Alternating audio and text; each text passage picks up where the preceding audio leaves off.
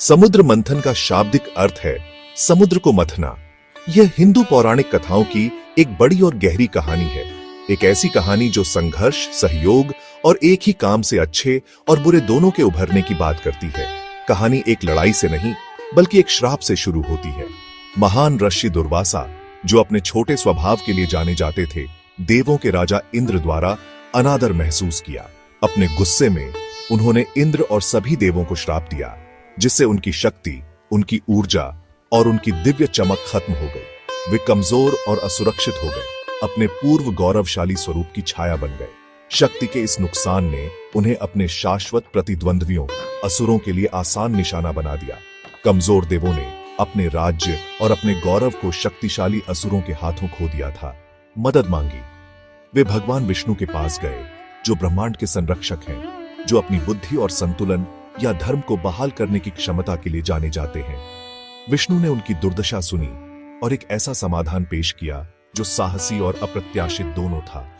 उन्होंने उनसे कहा कि अपनी खोई हुई शक्ति को फिर से पाने और अमृता प्राप्त करने का एकमात्र तरीका अमृत, शाश्वत जीवन का दिव्य अमृत खोजना है।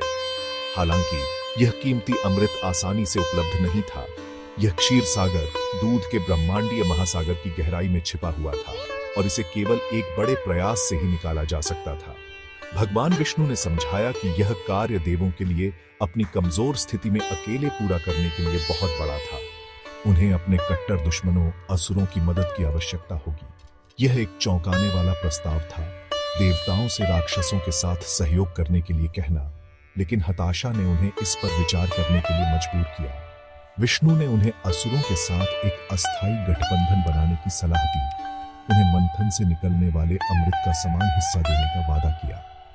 असुर, जो अमृता की इच्छा रखते थे और परम शक्ति के वादे से आकर्षित थे, इस अभूतपूर्व संधि पर सहमत हुए। इस प्रकार दो विरोधी ताकतें एक सामान्य स्वार्थी लक्ष्य के लिए एक साथ आई। अब ब्रह्मांडीय इतिहास में सबसे बड़े मंथन के लिए मंच तैयार था। देवों और असुरों ने अपने दुश्मनों को एक तरफ रख दिया, कम से कम कुछ समय के लिए जीवन के अमृत की साझा इच्छा से प्रेरित होकर। यह नाजुक गठबंधन एक आवश्यक बुराई थी। एक तरफ कमजोरी और दूसरी तरफ लालच से पैदा हुआ समझौता। यह हमें दिखाता है कि बड़े पुरस्कारों की तलाश में सबसे कड़वे दुश्मन भी एक साथ काम करने का कारण ढूंढ सकते हैं। ब्रह्मांडीय महासागर ने अपनी गहराई में न केवल अमृता को वादा किया था, बल्कि कई अन्य छिपे हुए खजाने और अप्रत्याशित खतरे भी थे, जो इस महाकाव्य उद्यम द्वारा सतह पर आने का इंतजार कर रहे थे। पूरे महासागर को मथने के लिए साधारण उपकरण पर्याप्त नहीं होते। देवों और असुरों को खगोलीय पैमाने के उपकरणों की आवश्यकता थी। मथने के लिए उन्होंने मंदार को चुना, एक विशाल पर्वत जो अपने आकार और शक्ति के लिए जाना जाता था।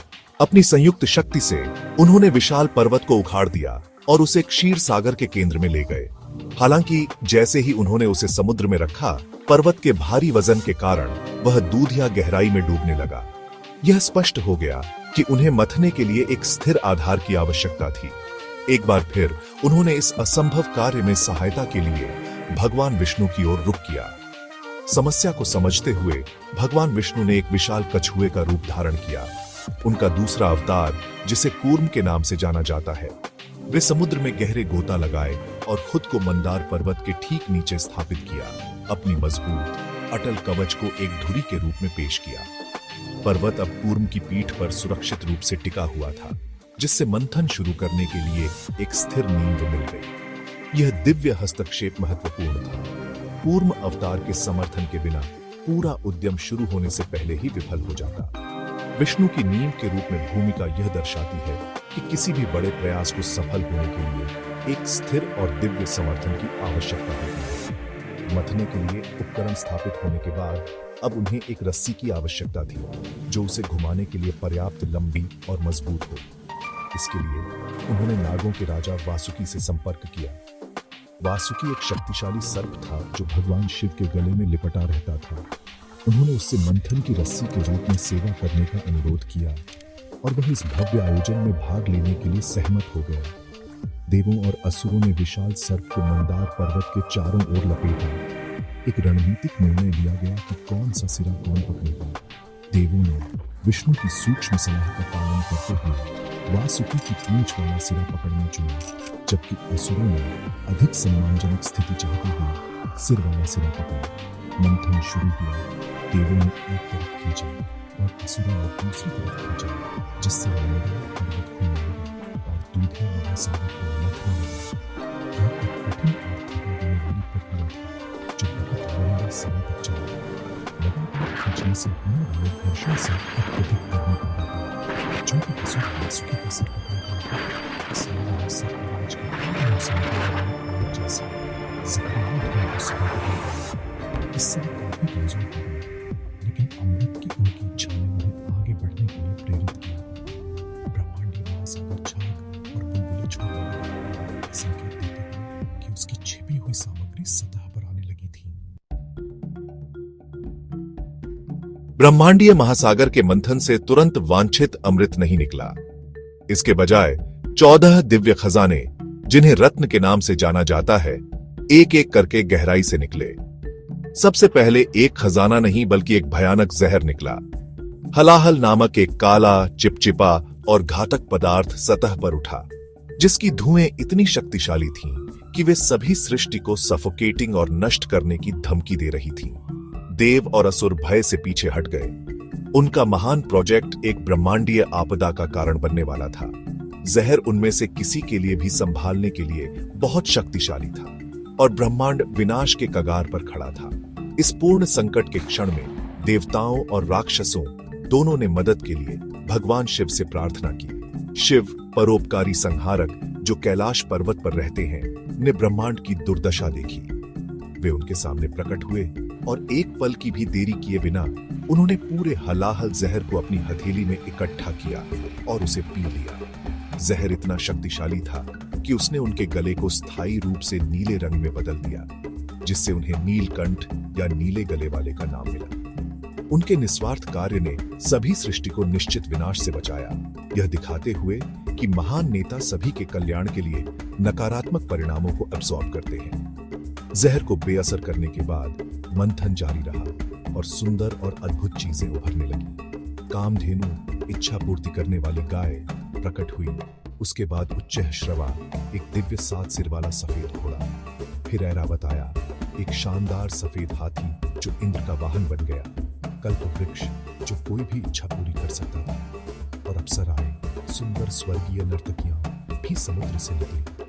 ये खजाने देवों और असुरों के बीच बांटे गए। जैसे ही वे प्रकट हुए, अस्थायी रूप से नाजुक ट्रूस को जीवित रखा। प्रत्येक नई वस्तु ने उनकी ऊर्जा और अंतिम पुरस्कार के लिए उनकी आशा को नवीनीकृत किया। अंत में सबसे प्रतीक्षित खजाने प्रकट हुए। देवी लक्ष्मी, धन, भाग्य और समृद्धि की देवी, लहरों से निकली, सुंदरता और कृपा बिखेरती हुई। उन्होंने भगवान विष्णु को अपना शाश्वत जीवन साथी चुना, जिससे देवों को इमेंस जॉय और गुड फॉर्चून मिली।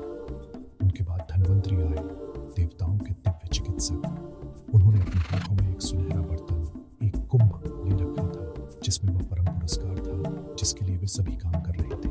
अमृत, अमृता का दिव्य अमृत। अमृत के दर्शन ने तुरंत ट्रूस को तोड़ दिया, क्योंकि दोनों पक्ष इसे अपने लिए दावा करने के लिए तैयार थे। अमृत के आखिरकार प्रकट होने के साथ ही देवों और असुरों के बीच का नाजुक गठबंधन तुरंत टूट गया। असुर अधिक शक्तिशाली होने के कारण धन्वंतरि से अमृत का बर्तन जल्दी से छीन लिया और भागने लगे, इसे पूरी तरह से अपने लिए रखने का इरादा रखते थे। एक बड़ी कैओटिक पीछा शुरू हुआ और ऐसा लग रहा था कि देव, जिन्होंने इतना काम किया था और धर्म के मार्ग का पालन किया था, सब कुछ खोने वाले थे। इस अन्याय को देखते हुए भगवान विष्णु ने एक बार फिर संतुलन बहाल करने के लिए हस्तक्षेप किया। उन्होंने मोहिनी का रूप धारण किया, एक ऐसी एन्चांट्रेस जो अनपैरेलल्ड ब्यूटी की थी। उनकी मेस्मराइजिंग अपीयरेंस लालची असुरों को विचलित करने और धोखा देने के लिए बनाई गई थी। मोहिनी ग्रेसफुली असुरों के पास पहुंची, जो उनकी चाम से पूरी तरह मंत्रमुग्ध थे। उन्होंने उनसे मीठी आवाज में बात की, उन्हें सभी के बीच अमृत को निष्पक्ष और शांतिपूर्ण ढंग से वितरित करने की पेशकश की। असुर उनकी सुंदरता और अपने अहंकार से अंधे होकर मूर्खतापूर्ण ढंग से सहमत हो गए और अमृत का बर्तन उन्हें सौंप दिया। मोहिनी ने फिर देवों और असुरों को 2 अलग-अलग पंक्तियों में बैठाया। उन्होंने अमृत परोसना शुरू किया, लेकिन अपनी क्लेवर डिसेप्शन के माध्यम से उन्होंने इसे केवल देवों को परोसा। असुर उनकी सुंदरता में इतने खोए हुए थे कि उन्हें यह एहसास ही नहीं हुआ कि उन्हें धोखा दिया जा रहा है, जब तक कि बहुत देर नहीं हो गई। एक अस्ट्यूट असुर राहु ने डिसेप्शन को भांप लिया। उसने खुद को एक देव के रूप में प्रच्छन्न किया और सूर्यदेव और चंद्रदेव के बीच बैठ गया। जैसे ही उसे अमृत की एक बूंद मिली और उसने उसे पिया, सूर्य और चंद्र ने उसे पहचान लिया और मोहिनी को सतर्क किया। तुरंत विष्णु ने अभी भी अपने मोहिनी रूप में अपने सुदर्शन चक्र एक दिव्य डिस्कस को छोड़ा और राहु का सिर उसके शरीर से अलग कर दिया। क्योंकि अमृत पहले ही उसके गले से गुजर चुका था, उसका सिर अमर हो गया, जबकि उसका शरीर नष्ट हो गया।